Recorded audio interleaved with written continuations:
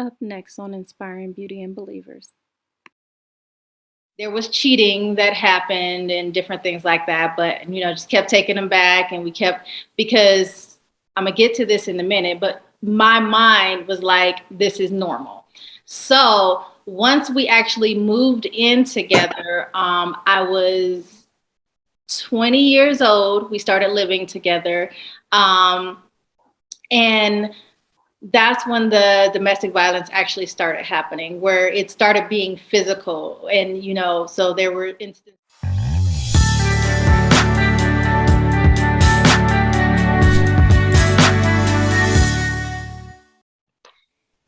Hey, everybody. Welcome back to Inspiring Beauty and Believers. My name is Song. Today, we are going to be having a discussion about domestic violence awareness, because it is the Domestic Violence Awareness Month.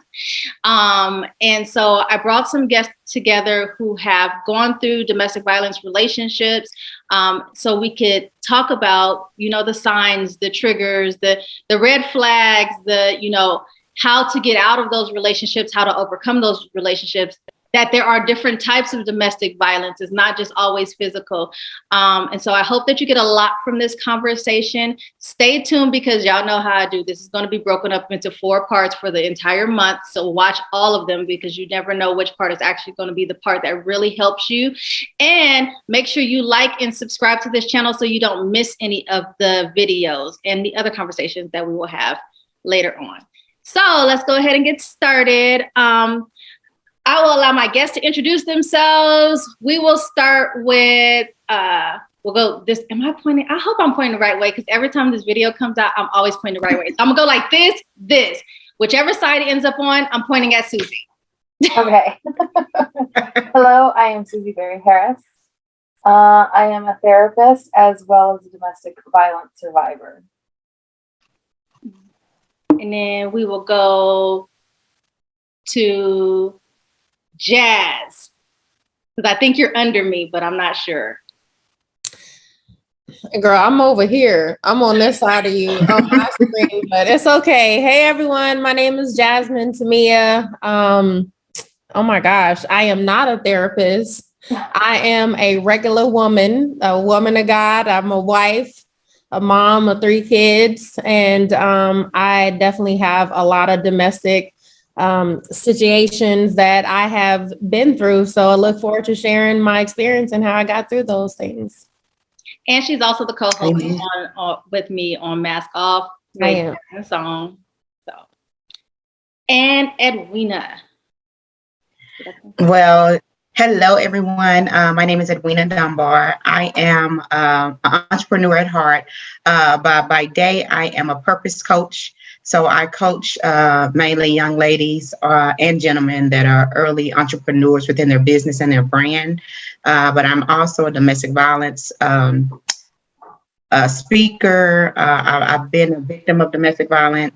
And I own my own company, Live, Laugh, Love with Me, that exemplifies in the community to just empower women, young adults to be greater than themselves.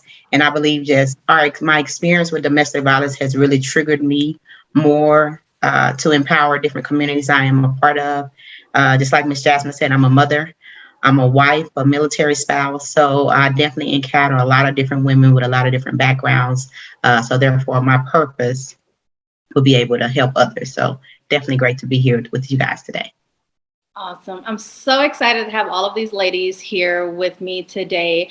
So what we'll start off with is, I guess I'll start with my story, and then whoever else wants to jump in, you can feel free to share your story. Mine is probably is twofold, actually. So in my first marriage, we had been together. He was, kind of like my high school sweetheart. We had met when I was 16 years old. It's funny because we didn't actually go to the same high school, but I was in high school. So high school sweetheart.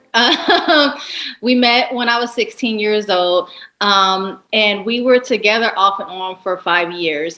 It was not until we actually, in the midst of that, there was cheating that happened and different things like that, but just kept taking them back, and we kept, because I'm gonna get to this in a minute, but my mind was like, this is normal.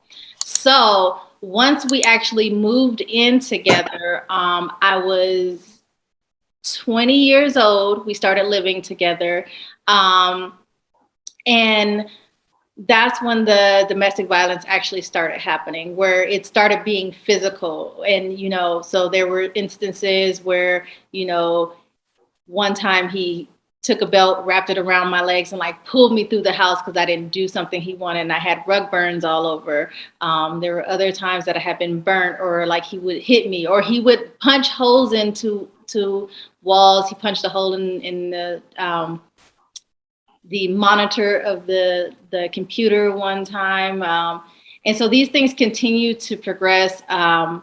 We actually got married after that. And so after we got married, they were still cheating.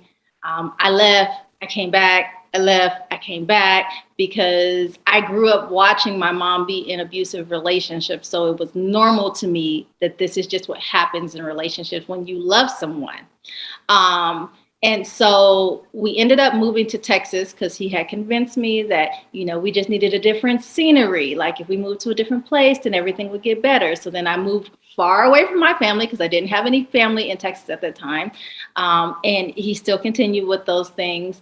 Long story short, someone in his family told me I didn't have proof he was cheating. So I got proof. I was on the show Cheaters. If y'all know about that show, I might do an actual whole video about that show, but we were on that show, and it was exposed that he was cheating. And that's where I just actually rewind. Before we actually busted him on it, that week when he was getting ready to get busted on the show, he hit me in front of my son. And at this time, my son had recently turned 1, and just something triggered in my brain that like, this is not okay. I don't want my son growing up seeing me be abused like this, and thinking that it's okay. Or him growing up and hating his dad, or trying to jump in and defend me, or whatever the case may be. And because I knew I grew up seeing that, I didn't want to continue that cycle. And that's what gave me the strength to leave. And then like a couple days after that, I had left and went to a hotel, and he kept calling and asking where I was. And I was like, I'll be back. I don't have gas to get home. I'm at my friend's house. I just made up this really ridiculous lie, but I was literally around the corner at a hotel. But then we busted him on the show. Then I left. I moved back to Arizona with my family. He moved back. He tried to get me back. And that time I was like, I'm done. It's a wrap. We're not doing this anymore. Since then, that was 16 years ago. Well, no, 15 years ago. My son's 16. We have developed a better relationship now. We are good friends. We co-parent together. I've been able to forgive him for those things. He has apologized for those things. He's worked on himself more. But we never got back into that relationship because I had to work on me. Fast forward, because I was like, I'll never be with somebody who hits me. Fast forward, I got married a couple years ago, started a relationship. We met in church, started a relationship with a man who, he loved God and everything. I believe that everybody in the church really liked him. And, he was a very quiet person and stuff. And there were situations while we were dating that seemed like red flags, but I was like, oh, that's just the way he is. Like, he would get angry when I would try to help him do things. And he was like, I don't need your help. And I'm like, oh, he's just very independent because he's been single for so long. I get that because I'm like that too. And so it would cause conflict. He also had issues with the way that I was raising my kids. So he would yell about that. I'm like, oh, it's just, that's because he's a man and I'm a woman. So it's different. And so we ended up getting married. Once we got married, it was just like bombs just went off. And he never put his hands on me, but he was extremely verbally abusive. He was very condescending. He would say things. He would talk so down about who I was. And I had developed my relationship with God to a place where I fully was trusting God. I was walking with God. I love God. I had confidence about who I was. And he spent that time beating me down, telling me how no good I was, how if I was a better woman, he'd be a better man, and different things like that. It was just extremely hard. And it got to the point, and I shared this in my video that I talked about why I got a divorce. I got to the point where, you know, I became suicidal, to the point where I just really just wanted to just drive my car into the other side of the road. And I had had a miscarriage. I was really stressed out. I was walking on eggshells. My oldest son, his hair had fallen out because of all the stress and the yelling, because he wasn't just yelling at me. He was yelling at the kids. He was demeaning them, telling them they weren't good for nothing. They needed to do better. It was always everybody needed to be better. And then he wouldn't be so angry. And so dealing with all of that, once my daughter was born, because after I miscarried, 3 months later, I was pregnant again. And then my oldest son ended up moving out. He moved with his dad to Texas. His oldest daughter moved out. His son was peeing everywhere over the house because he just was like really, you know, nervous and scared a lot. And then my youngest son had just kind of like, you know, turned from being his happy self until he just really stopped talking to people. And so after I had my daughter, you know, I was diagnosed with postpartum depression. Then I went to a second doctor, and they said, you don't have postpartum depression, you have situational depression because of all the stuff that you're dealing with. And I was like, Lord, I just can't do this, because I can't do this. And I'm trying to be a good wife, and I'm trying to do what the word of God says and submit to my husband. And I feel like nothing I do is right, and I can't do it anymore. Like, all the kids are depressed, you know, everybody in the house is walking on eggshells, and they're like, what do we do? How do we be better? And I'm like, I actually don't even know how to fix this. And I didn't realize that, you know, it was domestic violence as well until we started going to counseling, and then just revealing that he was narcissistic. And so I made a decision. It was actually after we had a session, and at that session, it was revealed that our relationship had narcissistic abuse tendencies in it. She didn't say that he was a narcissist, and we got home that day, he just like lost it. He just blew up. He started accusing me of cheating. He took my phone, and like, it was out of control. He was throwing things. And so I waited for him to go upstairs. As soon as he went upstairs, I grabbed, you know, the 2 kids that were left. So it was my daughter and my son. And we went outside, and I was like, we're just going to get in the car. We're going to leave until he calms down, and we'll come back. He heard the garage door open and ran down there. He wouldn't let me leave because he said I was not taking his kids. I had to call the police. The police got there, and I was like, I got to get away, and, you know, packed stuff. We went to a hotel. He tried to do the whole, I'm sorry, I do have a problem, I'm going to get help. And I was like, we can't be together until you actually get help.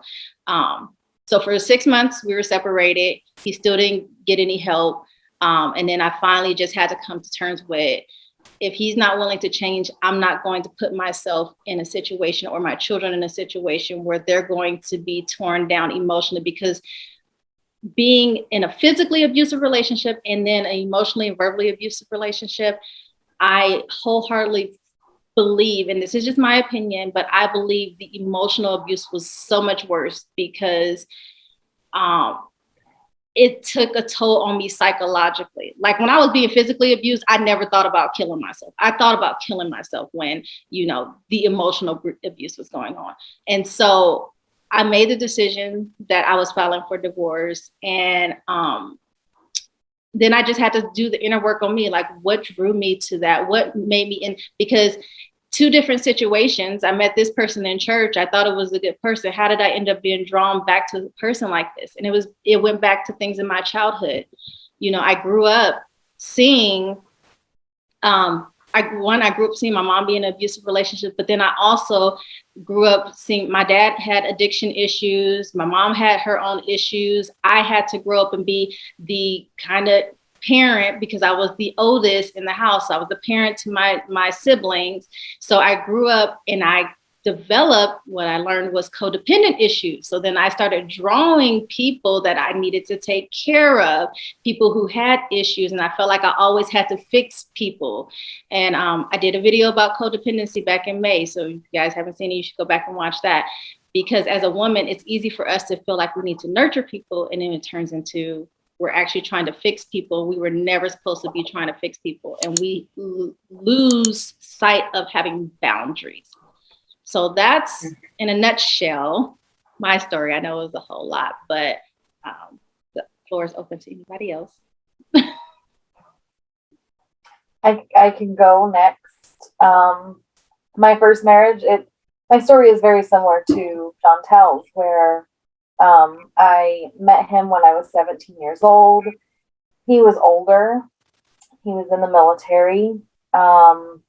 And it started off just as a regular romance where I felt very happy. This guy brought so much to my life. I was having a conversation with him, or with his best friend. He was on extra duty for some reason.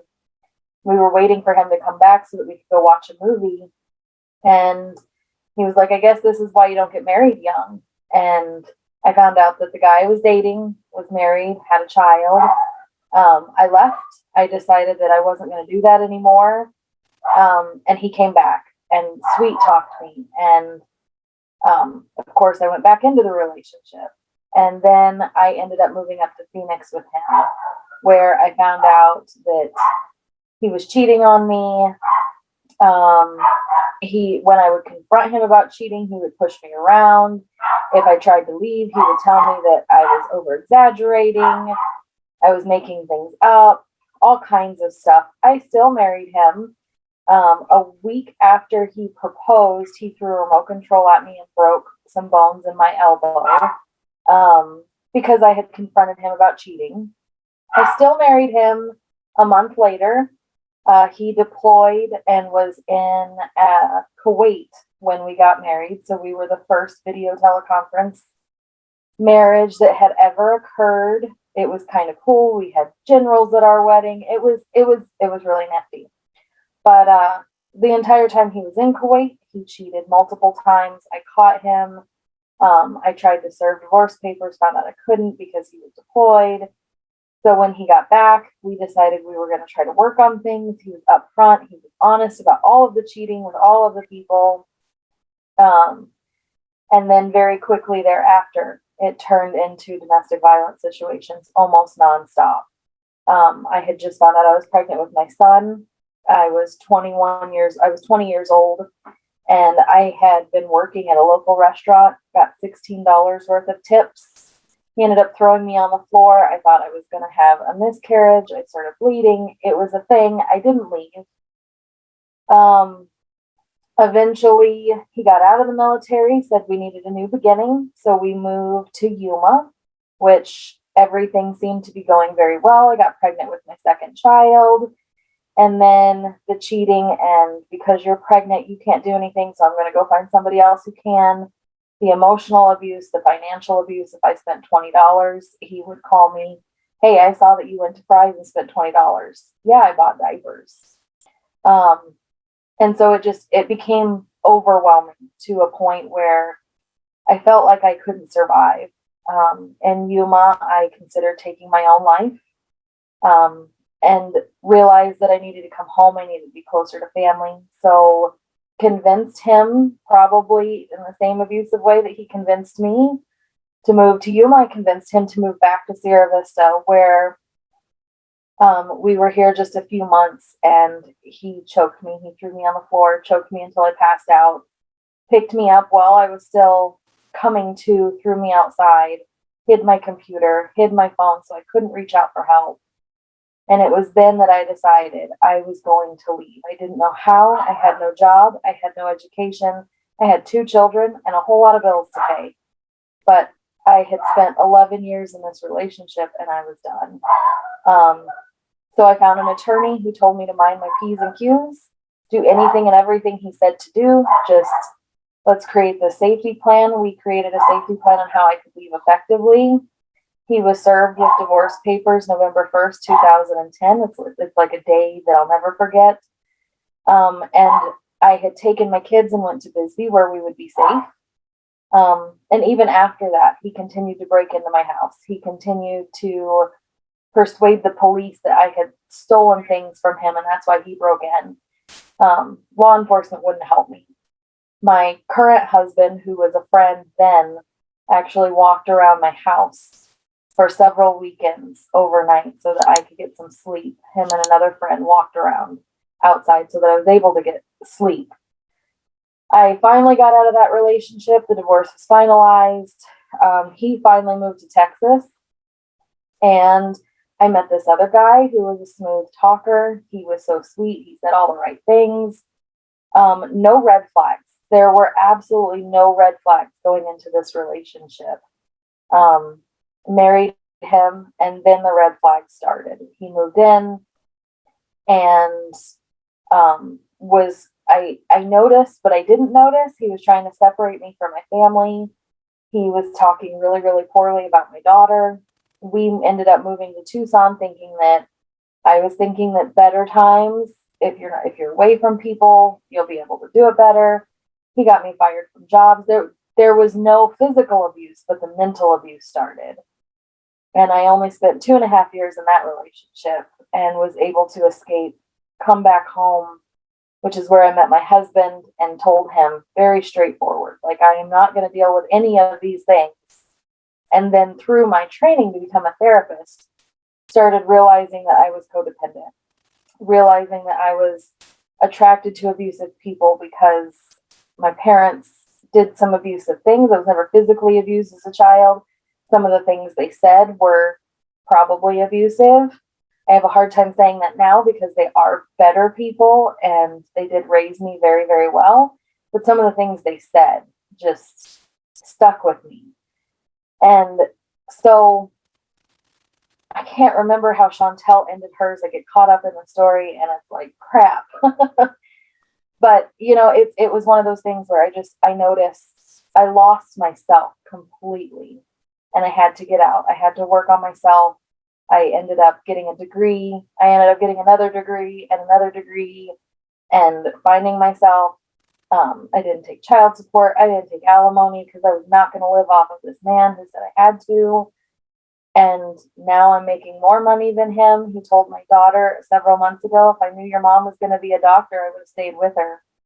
And it's like, that's funny how that came full circle, isn't it? Mm-hmm. So that's my story. Well, amen to that. Can I hop in next? I thank you ladies for sharing. Wow, like it's amazing how many people go through these type of situations. And just how it seems like there's very little help, but through these type of conversations, through these type of avenues, other women are able to know, hey, you know what, there's other people who've been through this. Now I can go ahead and get out of this situations, or just to have some steps. Cause I think that was the scariest thing. So that's where I'm going to, start in with me. My first instance when it comes to, domestic violence and just crazy toxic relationships began with my daughter's father. We actually met while he was incarcerated. I was over a friend's house. He called on the phone, and this is how naive I was. I was very sheltered as a child. So there was a lot of life experiences that I just didn't have. I didn't get the opportunity to have. Like, I didn't know that if it was a recorded message playing that somebody was in jail. And it sounds dumb, but I'm just trying to really be honest and just lay everything out. I didn't know. So I was at a friend's house. She said, hey, my brother wants to talk to you. I'm talking to him on the phone, started developing a relationship with him just over the phone, and things just happened very quickly. Again, and the only time I would ever speak to him is when I was at her house. Didn't put two and two together. Anyway, he was like, I really want to meet you. Here's my address. Gave me the address to the jail. And there was a number that was attached. Didn't know that was an inmate number. So I literally drove up to a jail in Phoenix, Arizona. And I stood and I looked and I was like, well, I'm already here. Let me go ahead and go in. And again, now this is Jasmine, not loving herself, not placing no value on herself, just like, whatever. We just gonna see what happened. I already talked to him. I saw pictures of him. He looked good. So let me go ahead and go inside. I went inside. met him, and then the relationship just evolved from there. I spent more time with his family than I spent with him. The times that he would get out, because he cycled in and out of jail, I would, get to hang out with him and spend time with him. And again, I'm developing these feelings and these deep relationships. And his sister told me one time when we first met, she said, "My brother is crazy. Are you sure you want to date him?" And I'm like, "Oh yeah, while we're sitting in the jail, like waiting to go visit. His sister told me that that's number 2. Red flag number 1 is I'm pulling up to a jail to come and see you. And red flag number 2 is your own sibling is asking or telling me that you crazy. And am I sure that I want to continue this relationship? By this time I'm in love. We've already, there's soul ties and all this other stuff at this point in time. So when he gets out the second or third time, because again, this was a cycle, he was out for a long period of time. I had actually gotten pregnant with my now daughter, Jaden. And during that whole time, it was just a lot of verbal abuse. I didn't really experience the physical abuse until after my daughter was born. So I lied. I take that back, because his family was military too. It's funny. It seems like there's a lot of military stuff going on here. So he loved guns and he would play with guns and things of that nature. I forgot. I did get pistol whipped before. He would bring guns to my house and bring all his friends over. They would sit, drink, smoke, and and I allowed him to do all these things. But there came a time where I was like, I'm done. Like, I just don't want to do it anymore. So after that instance of my apartment actually caught on fire and I got pistol whipped by him, I left and I moved to California with my mom. I had my daughter out in California. And then somehow I got finagled into coming back. So Jada, she was about maybe 3 or 4 months. I moved back to Arizona to maybe try to establish a relationship with him once again. He was so toxic in his own behavior. He started pimping. And so he had other women. And again, the insecurity on the inside of me made me feel like, I should still be with him. And I still wanted to be around him. And so I would still have me and my daughter around him while he was literally pimping other young ladies. And there was a time where I went over to the house, took some drugs. Subscribe so you don't miss next week's video.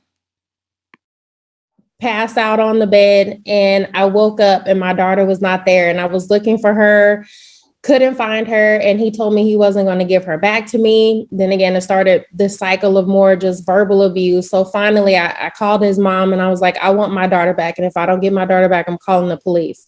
He told me to go over to the house. I opened up the door. As soon as the door opened, he punched me in my face and I laid out.